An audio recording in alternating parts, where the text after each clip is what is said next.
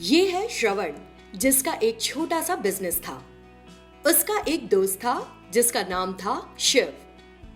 एक दिन की बात है, श्रवण ने शिव से कहा, यार शिव, अब मैं कल ऑफिस नहीं आ पाऊंगा, कुछ काम मेरा बाकी है, प्लीज क्या तुम इसे पूरा कर सकोगे?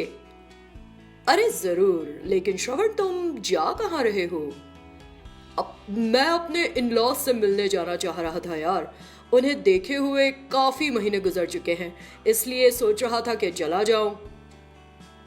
ठीक है यार, happy journey. Thanks, bye, take care. फिर श्रवण ने घर आकर अपनी पत्नी से कहा, अमृता, मुझे ऑफिस के काम से बेंगलुरु जाना है, अब मुझे कल सुबह ही निकलना होगा, मेरे कुछ कपड़े पैक कर दो जरा। ठीक है श्रवण। इतना कहते हुए अमृता ने सारे कपड़े एक सूटकेस में पैक कर दिए। अगले दिन जब श्रवण जा रहा था, अमृता ने मन में सोचा, ये हर हफ्ते में एक बार ये कहकर बेंगलुरु क्यों जाता है कि इसे ऑफिस का कुछ काम है, मुझे लगता है कि कुछ गड़बड़ है।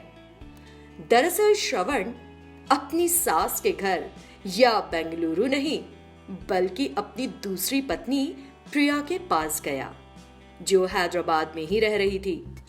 श्रवण को देखकर प्रिया ने कहा, आ गए तुम, मैं तुम्हारा ही इंतजार कर रही थी। तुम हमेशा काम का कहकर शहर के बाहर चले जाते हो, अगर महीने में 2 सप्ताह इधर उधर का खाओगे तो हेल्थ बिगड़ जाएगी ना श्रवण। क्या करूं प्रिया, मुझे पहली ब्रांच भी संभालनी होती है ना। अब हुआ यूं कि अगले दिन सरकार ने एक नई बीमारी के कारण लॉकडाउन घोषित कर दिया। जब श्रवण को ये पता लगा तो ओ गॉड, अब मैं अमृता के पास कैसे जा पाऊंगा। तभी अमृता ने श्रवण को कॉल किया और कहने लगी, श्रवण, सरकार ने लॉकडाउन की घोषणा कर दी है, सुना ना तुमने? अब क्या करेंगे? तुम पहले से ही जानते हो कि मैं तुम्हारे बिना नहीं रह पाती हूँ, तुम्हारे बिना एक हफ्ते निकालना ही मुश्किल होता है, और ये लॉकडाउन तो पता नहीं कब तक रहेगा। कुछ भी करो लेकिन वापस आ जाओ। उसकी बातें सुनकर श्रवण डर गया और बोला, ठीक है, मैं आता हूं, तुम चिंता मत करो। तुरंत वो घर के लिए निकल गया। रास्ते में एक पुलिस अधिकारी ने उसे रोक लिया और पूछने लगा, अरे आप लॉकडाउन में बाहर क्यों घूम रहे हैं? सर वो श्रवण समझ नहीं पाया। अरे आप इतने परेशान क्यों हैं? आप यहाँ क्या कर रहे हैं, मैंने पूछा। श्रवण पूछताछ से डर गया और उसने सारी सच्चाई उगल दी। अरे हर कोई यहाँ नई बीमारी से डरा हुआ है और तुम अपनी 2 पत्नियों के साथ रंगरेलियां मना रहे हो। पुलिस अधिकारी ने श्रवण की पिटाई लगा दी। श्रवण की पहली पत्नी ने ये होते टीवी पर देख लिया। उसके घर आते ही गुस्से में आग बबूला अमृता ने कहा, अरे बेशर्म, तुम मुझसे झूठ बोलकर हर सप्ताह में एक बार बेंगलुरु अपनी दूसरी पत्नी से मिलने जाते थे। इतना कहकर वो उसे जोर जोर से पीटने लगी। श्रवण से दर्द बर्दाश्त नहीं हुआ, वो किसी तरह बच बचाकर बाहर भाग गया। फिर उसने मन में सोचा, ओ गॉड, मेरी पत्नी को इस मामले में पता चल गया है, मुझे तुरंत दूसरी पत्नी के पास जाना चाहिए। लेकिन प्रिया को भी उसकी पहली पत्नी के बारे में पता चल चुका था और उसने भी श्रवण की जमकर धुनाई कर दी।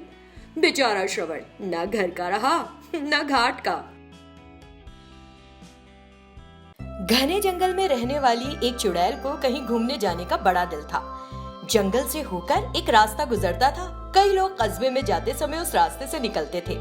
ये चुड़ैल उन लोगों को बड़े गौर से देखती थी। एक दिन चुड़ैल ने एक बूढ़ी महिला को देखा जो उस रास्ते से जा रही थी। फौरन चुड़ैल एक लड़की में बदल गई और उस बुढ़िया के सामने आकर खड़ी हो गई जिसने भारी वजन उठा रखा था। फिर बोली, दादी दादी। हाँ बोलो लड़की, तुम्हारा नाम क्या है? तुम कौन हो? मैं अपना नाम नहीं बताऊंगी तो आप भी नहीं बताएंगी?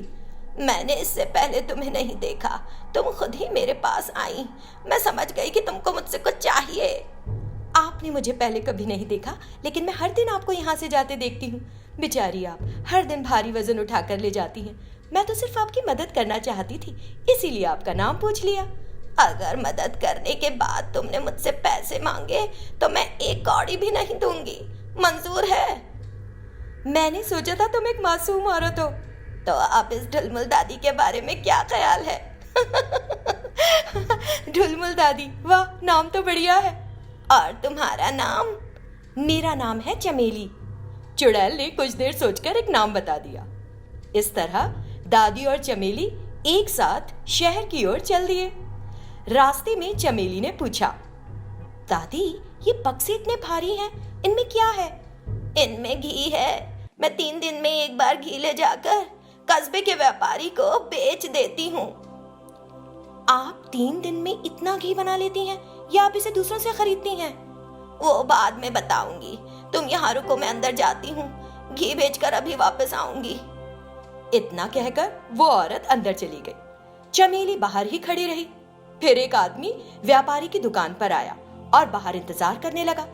चमेली ने उससे घी के बारे में बात करना शुरू कर दिया। आज घी का बाजार भाव क्या है? 120 रुपए प्रति किलो मैडम। ओह, लगता है तुम बड़ी दूर से आए हो। नहीं मैडम, मैं पास में ही रहता हूँ। इसी बीच दादी वहां आ गई। चलो चमेली, हम चलें। रास्ते में थकान की वजह से दोनों एक जगह रुक गईं। दादी, कितने पैसे मिले तुम्हें? मैंने 10 किलो घी बेचा, 60 रुपए प्रति किलो, तो 600 रुपए मिले। लेकिन तुमको एक कौड़ी भी नहीं मिलेगी। चमेली चौंक गई कि कुछ तो गड़बड़ है। फिर उसने सोचा, उस आदमी ने कीमत 120 रुपए प्रति किलो बताई थी। तो वो व्यापारी दादी को बाजार मूल्य नहीं बताकर धोखा दे रहा है। ठीक है दादी, तुम जाओ। अरे, तुमने तो कहा था मेरे साथ रहोगी। अब मैं यूं गई और यूं वापस आई, तुम जाओ। बुढ़िया आगे बढ़ गई। चमेली ने अपनी जादुई शक्ति से घी बनाया और उस धोखेबाज व्यापारी के पास गई। उस व्यापारी ने चमेली को देखा तो पूछा, कौन हो तुम? उस बर्तन में क्या है? लखनऊ शहर में विजय नाम का एक नौजवान था। उसी शहर में रहने वाली एक लड़की जानू से वो मोहब्बत करता था। एक दिन विजय जानू के पिता वसीम के पास गया और श्रद्धा पूर्वक उन्हें स्वागत किया। हेलो अंकल, बहुत दिनों के बाद तुम हमारे घर आए। कुछ खास काम था क्या यहाँ? जी अंकल, मैं आपकी बेटी जानू को बहुत चाहता हूँ। जानू भी मुझसे बहुत प्यार करती है। कृपया आप हमारे इस प्रेम को स्वीकार कीजिए और हमारी शादी करा दीजिए। विजय ने बड़े नम्रता के साथ उन्हें कहा, ऐसा क्या विजय, तुम करते क्या हो? हर महीने तुम्हारी तनख्वाह कितनी है? बताओ बताओ। अंकल, मैं इसी शहर में एक छोटी सी कंपनी में काम करता हूँ। मेरी सैलरी 20,000 है।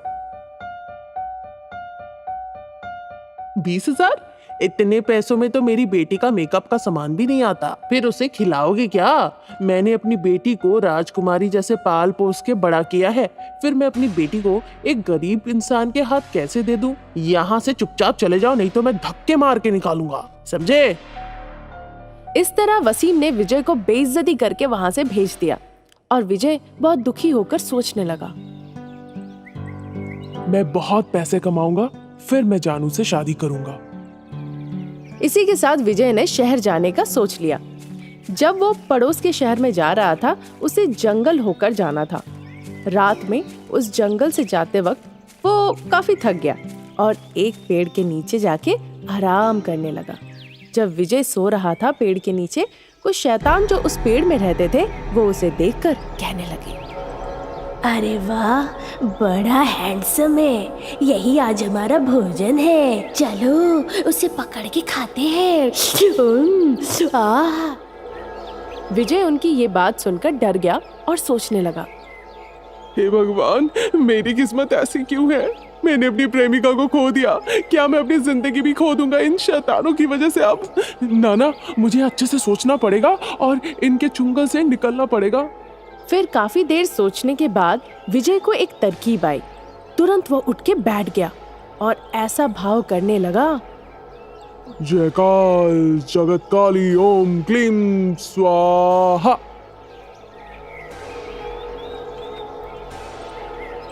इस तरह वो जोर जोर से मंत्र पढ़ने लगा। फिर वो एक बॉडी स्प्रे और लाइटर निकाला अपने बैग से और एक साथ दोनों को दबाया। तुरंत आग जलने लगे। ये देखकर वो शैतान डर गए और सोचने लगे, अरे बाप रे, लगता है ये कोई जादूगर है। ये तो अपने हाथों से आग जला रहा है। चलो उसके पाँव पड़ जाते हैं और माफी मांगते हैं, नहीं तो वो हमें इस आग में राख कर देगा। ये कहकर शैतान डर के मारे पेड़ से उतर आए। उन्हें देखकर विजय बिल्कुल डरा नहीं और चिल्ला कर बोला, क्या तुम मुझे खाना चाहते थे? हाँ, अब मैं तुम्हारा अंत दिखाता हूँ। श्रीमान, हमसे गलती हो गई है, आप जो कहेंगे हम वही करेंगे। ठीक है, मैं तुम्हें छोड़ दूंगा, पर एक शर्त है, जो मैं कहूंगा वो तुम्हें सुनना पड़ेगा। जो आप कहेंगे हम वही करेंगे। सुनो, लखनऊ शहर जो कि जंगल के पास है, वहां वसीम नाम का एक धनी व्यक्ति है। उसकी एक बेटी है नाम जानू। तुम में से एक को वहां जाकर उस पे हावी हो जाना है और उससे अजीबोगरीब हरकतें कराना है, ताकि वहां सब डर जाए। फिर मैं वहां जाऊंगा और उसके कान में जयकाल जगतकाली ओम क्लीं स्वाहा कहूंगा। तुरंत तुम उसे छोड़ के चले जाना। ठीक है श्रीमान, पूरी बात हम समझ गए। फिर उनमें से एक शैतान वसीम के घर गया और जानू के ऊपर हावी हो गया, जो कि अपने कमरे में सो रही थी। तुरंत जानू, जिस पे शैतान हावी हो गया था, वो नींद से जग के सारे सामानों को फेंकने लगी, चिल्ला चिल्ला के। क्या कर रही हो जानू? तुम इस तरह सारे सामानों को क्यों फेंक रही हो? ओए वसीम, मैं तुम्हारी बेटी नहीं हूँ, मैं एक शैतान हूँ। 10 मुर्गियाँ और 5 बकरियाँ दे दो मुझे, नहीं तो अभी के अभी तुम्हारा अंत यही होगा। ये सुनकर वसीम चौंक गया और सोचा, हाय अल्लाह, ये क्या है? शैतान कैसे मेरी बेटी पे हावी हो गया?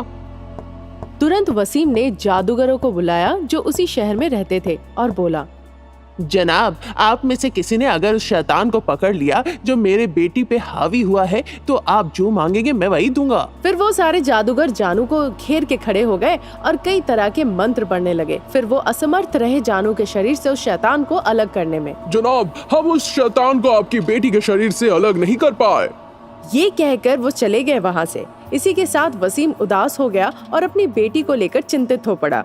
इस बीच विजय आया वसीम के यहाँ और बोला, अंकल, मुझे अभी अभी पता चला इस बारे में, मैं अपनी जानू को बचाऊंगा। क्या तुम वो कर सकते हो जो वो जाने माने जादूगर नहीं कर पाए? जो मुझसे हो पाएगा मैं वो जरूर करूंगा, आप चिंता ना करें अंकल, सब ठीक हो जाएगा। विजय जानू के कमरे में गया, जो कि अपने बिस्तर पे बैठी थी, और उसके कान में जाके बोला, जयकाल जगतकाली ओम क्लीं स्वाहा। तुरंत वो शैतान जानू को छोड़ के उड़ गया।